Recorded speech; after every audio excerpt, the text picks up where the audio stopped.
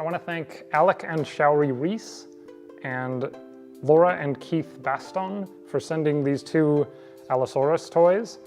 We haven't had two of the same toy before, even though it's kind of weird that this one, they're both from Safari Limited, but this one's like slightly worse manufacturing quality.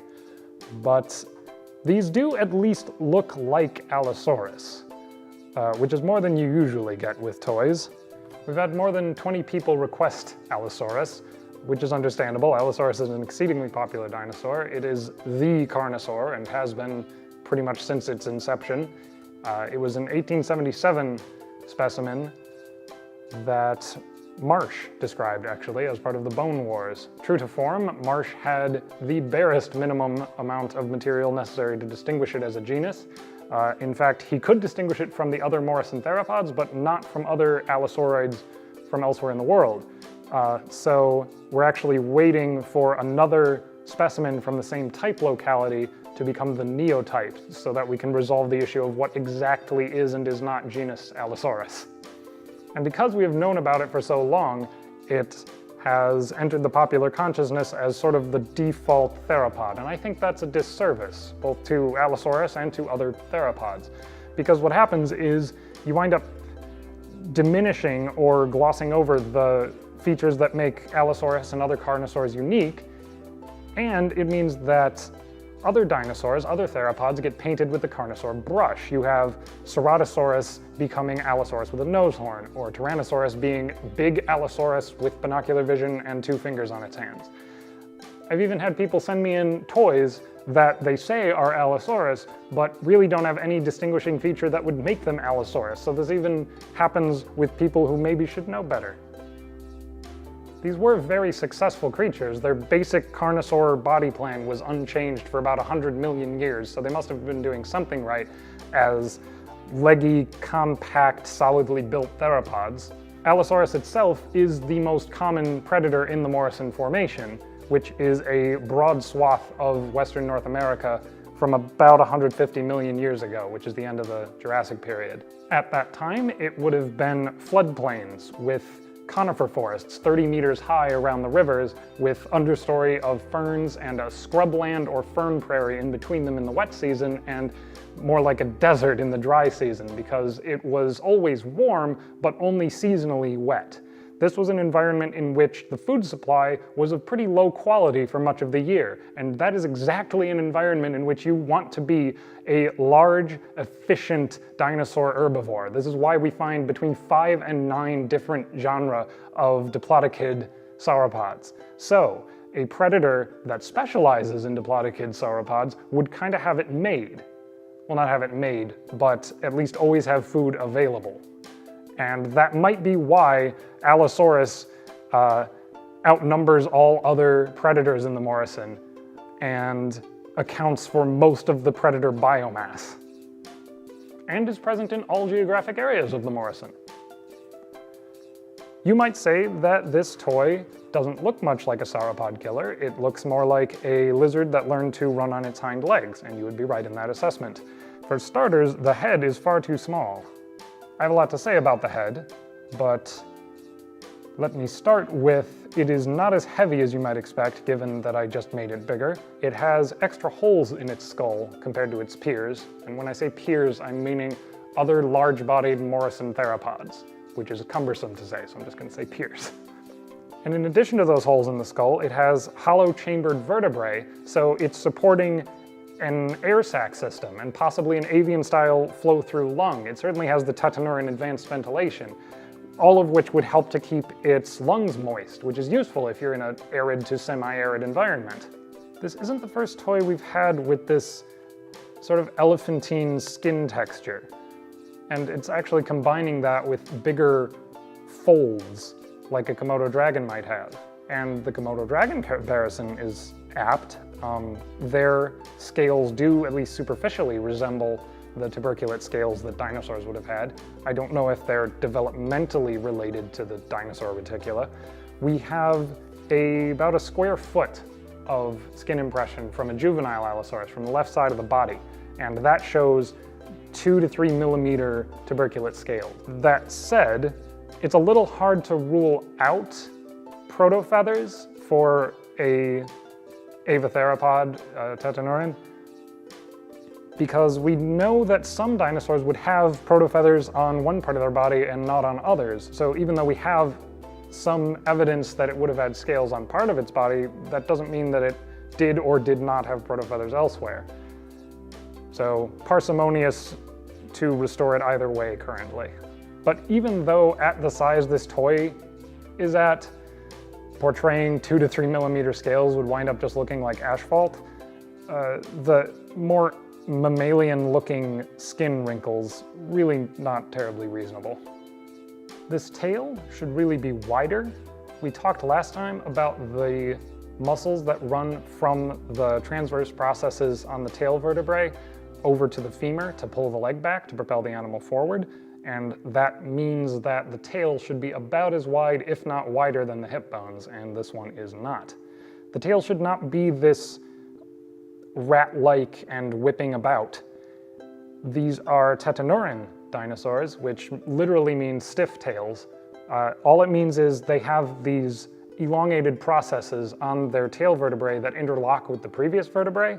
This is usually interpreted as an adaptation for mobility, not strictly making it stiffer like a board, but more that they were able to control the flippity-flop of their tails, which might explain a mystery whereby we find Allosaurus right alongside other large-bodied Morrison theropods. That is, they're not ecologically segregated. So they must have been niche partitioned by behavior or by feeding strategy. And since the other Morrison theropods are low and sinuous, maybe they were sneaking through the forests and undergrowth, ambushing smaller animals, whereas Allosaurus was running out on the plains chasing the big game. So these legs are about right for a pursuit predator. Allosaurus had the proportionally longest legs of its peers, and the longest feet proportional to its body. The feet on this toy are a little too short. The shins are longer than the femur, which is accurate. The middle toe is too short. You see this a lot on the fingers and toes of Allosaurus, and by extension, a lot of other theropod toys, that they'll restore all 3 digits the same length. Well, there are 4 digits because they actually did include the dew claw on this toy, but the main digits. That's not accurate. The middle toe, which bore the brunt of walking, was longer.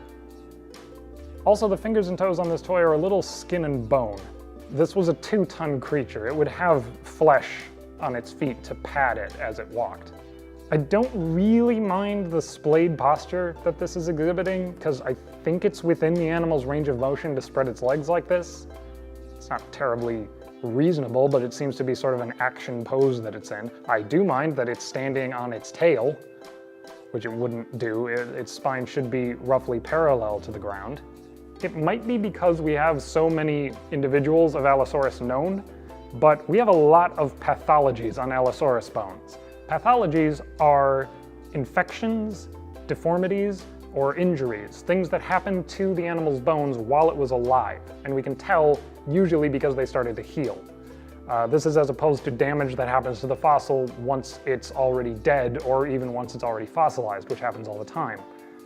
These are interesting because they give us a glimpse into how the animal was living. In the case of the foot pathologies and the limb bones, it presents a little bit of a mystery, because For a 2-ton animal walking around, you would expect stress fractures, which are little fractures that don't happen as a result of a single violent incident, but are instead from some repeated stressful activity. You'd expect them to all be on the middle toe, or at least mostly be on the middle toe, but on Allosaurus they're spread out between all 3 toes. Now what in the world was it using its feet for to have stress fractures on all of its toes?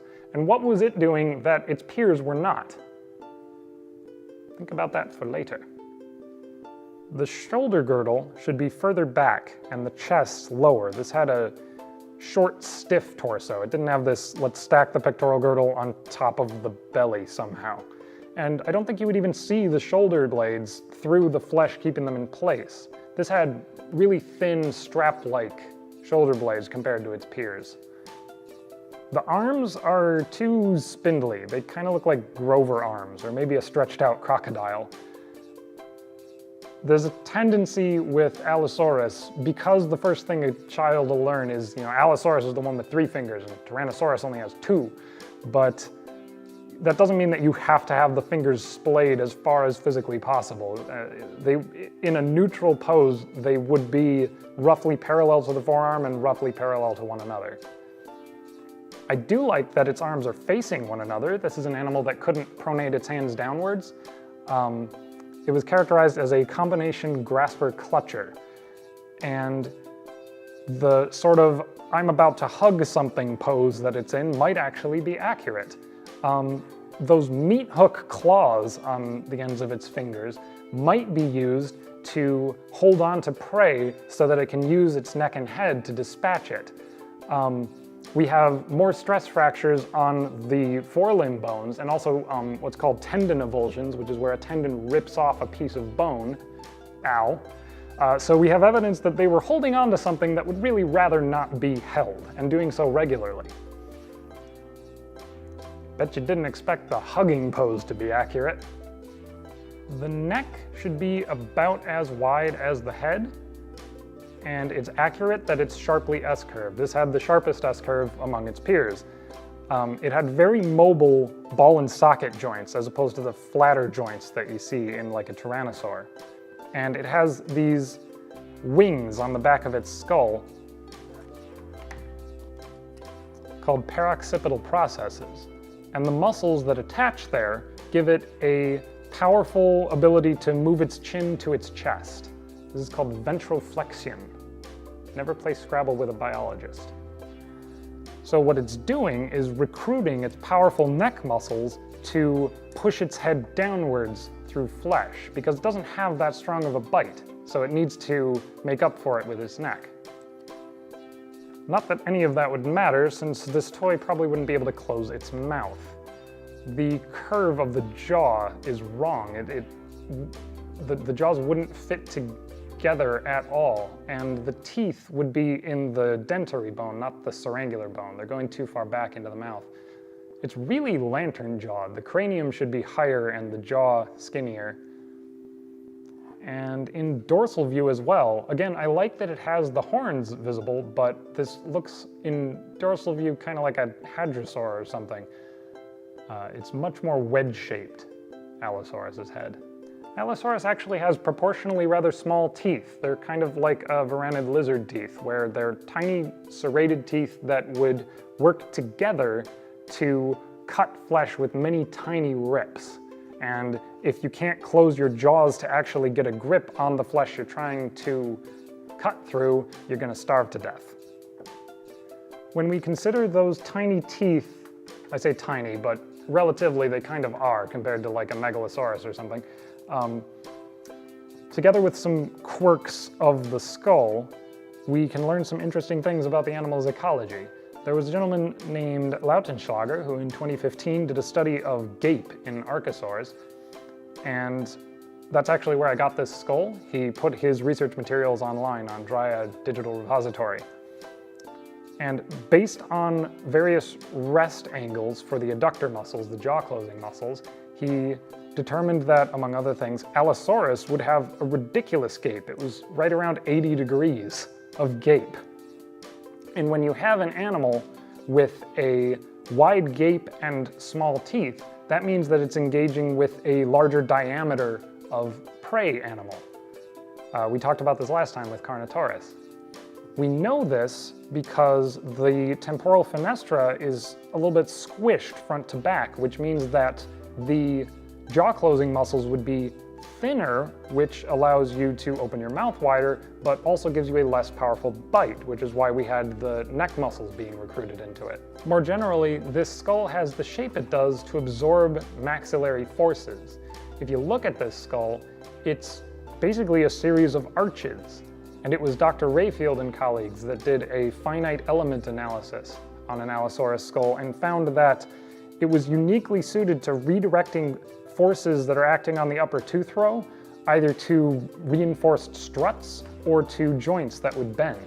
They concluded that Allosaurus would have a pretty violent slash and tear method of feeding. Slightly more controversially, they concluded that it would be using its upper tooth row as a hatchet and using a high impact bite to drive its tooth row down into prey. I've always thought that was a really interesting idea because, it doesn't have the bite force of, say, a Tyrannosaurus, but it finds a clever way around that to still go after the large prey. Unfortunately, that might not make a whole lot of sense. This is not a new idea. Backer compared Allosaurus to a Samoan war club, of all things. But first off, we shouldn't conclude that just because an animal's skull could absorb large forces, that necessarily means that it did. No living animal uses its head as a hatchet, though, so that's a slightly novel feeding strategy, which is going to need some novel evidence. Mechanically, it's pretty tough to actually pull off, and I need my visual aids for this. Using my highly engineered examples of dinosaur prey at different gauges, so either this is a smaller animal or it's a smaller part of a bigger animal. Even with the huge 80-degree gape that an Allosaurus would attack with, if it's trying to do a hatchet bite onto a larger animal, it's going to either only be able to engage with the very front of its mouth, or it's going to hit jaw first and dislocate or break its jaw, depending on how much force it's acting with. It could probably manage a sort of swiping bite, and this is consistent with what we know about its neck muscles, that it could probably do a Komodo dragon-like lateral pull. But I don't know if that's exactly what Rayfield et al. Were talking about, and it would definitely be consistent with the hugging hypothesis that we talked about earlier. The trouble with this is that if it's only getting a nibble on the very front of its mouth, that's not the part of its skull that's really suited to absorbing forces. That's a relatively weak part of the upper tooth row.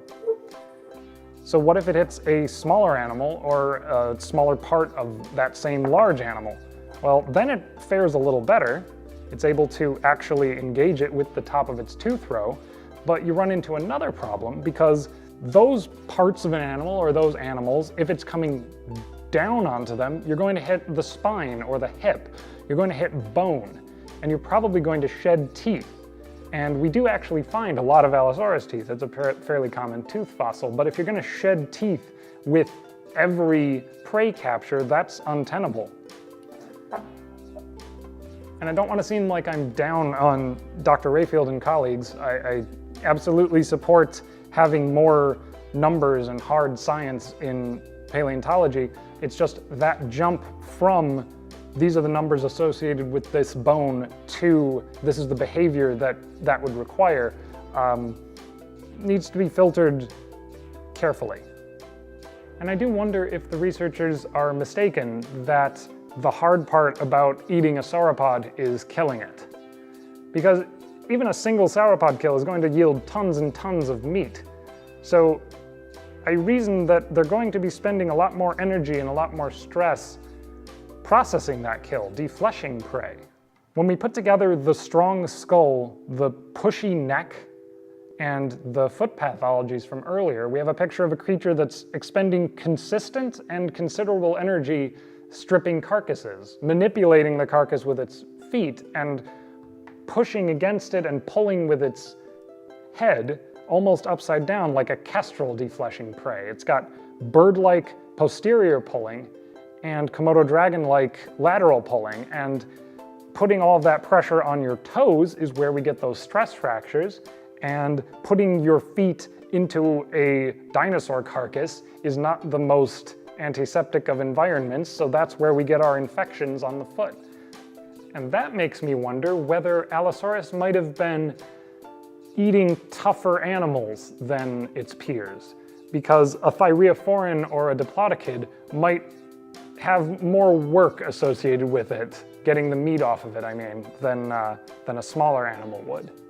Correct me if I'm wrong on that. That's just my own personal speculation. The number of survived, which means healed, infections shows that Allosaurus had a avian reptilian immune response rather than something like a mammal would have. Basically, they keep the infection really isolated, which takes longer to heal, but absolutely prevents it from spreading and poisoning the blood and all of those fun things. That means that, depending on where the infection happened, a carnivore could be out of commission for days or weeks.